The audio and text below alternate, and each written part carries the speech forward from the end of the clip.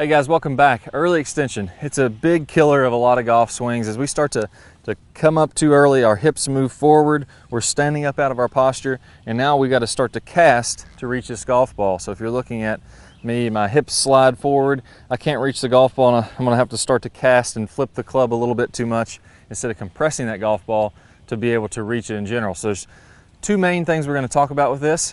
One of them has to do with your hips, and then the other one has to do with your rotation. We'll get to both of these so you can get rid of that early extension once and for all. I got some super easy drills that you can do. Let's go ahead and get started. All right, so your rotation as you're coming through here, and your hips are the majority of what's going on with early extension. So if I do this correctly, what I'd like to have happen is I'll be nice and tall here to dress. My chest is going to be nice and high. As I go into the backswing, my hips and legs are going to start to bend. You'll start to see some bend between my right leg and my torso. My chest is getting a little closer to the ground. I'm going to start to come up out of that as I hit the golf ball, but then even in my release, you can see my shoulders are still in the posture.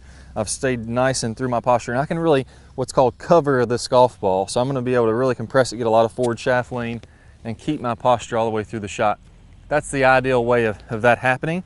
Now you will extend, you will stand up out of your shot, but it's happening after the ball. So after I make contact, my shoulders are still in posture here, and then as I come on through, now you can see my lower body and my upper body have extended, and they're nice and tall in the finish. When we're doing this early, that's what's called early extension. That means it's happening in the downswing instead of in the follow through. So let's talk about the number one thing that causes this, and it's going to make a lot of sense for you guys. So whenever my hips slide forward like this, now I can't really rotate my hips very easily because my hip socket itself, my lower leg's kind of angled back. That femur, that bone is kind of jamming into my hip socket, and I really can't rotate very easily if my hips slide forward. So the number one thing we got to focus on here is that as I start my downswing, I'm going to go ahead and make sure that this upper leg is angled out. And then as I come through, I'm letting my hip turn back behind my body. That allows me to rotate, and you'll see now I can stay on top of this golf ball, cover the golf ball, and stay in my posture. If we're looking at it from this angle, again, I'm going to go to the top of the backswing here. My first move down, I'm letting this upper leg kind of angle out, and then I'm clearing those hips behind me. They're rotating back almost toward the camera a little bit. The feeling is going to be toward the camera, and now I can stay down in my posture. So it's that angle of the leg. If I start to slide this way, I'm going to tend to stand up.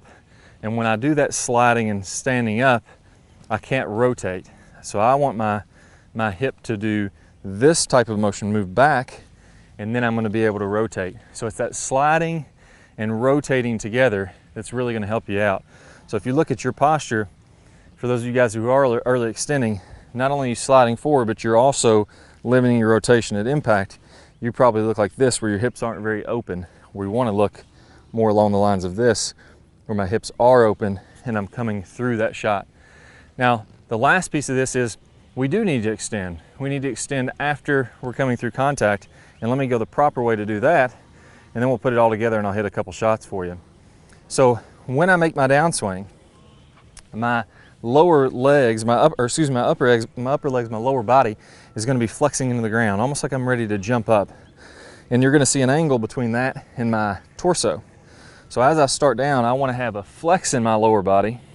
And then as I come through contact, my lower body is going to be extending, and I'm going to be fully extended as I come through the shot. So if we look at it from this angle, I'm flexing in the downswing, then I'm extending.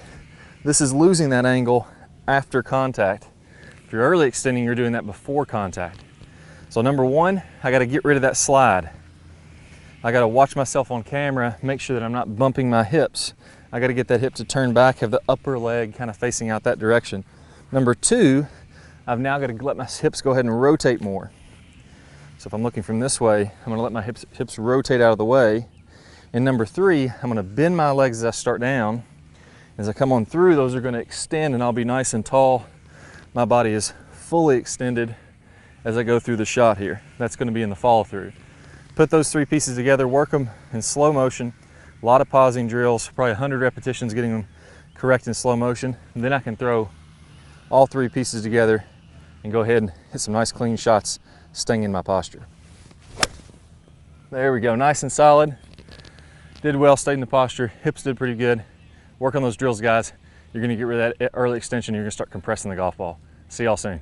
All right guys, I hope y'all really enjoyed this video. If you did, I got a great bonus for you. We all want lag in our golf swing. We know that is crucial, getting a lot of lag and then releasing that to get a lot of speed has to happen.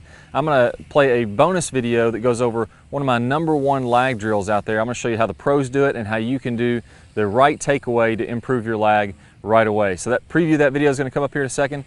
Just click the link that pops up on your screen. If you're on a desktop device, if you're on a phone or a tablet, go ahead and click the iCard. You'll get instant access to it. Click that thumbs up, that really helps us out. Remember to subscribe so you'll get our latest videos, and I'll see you on the lag video. Hi guys, and welcome back. I'm Ballard, and in today's video we're going to talk about one of the absolute worst drills for creating lag. It's a very common drill that I see.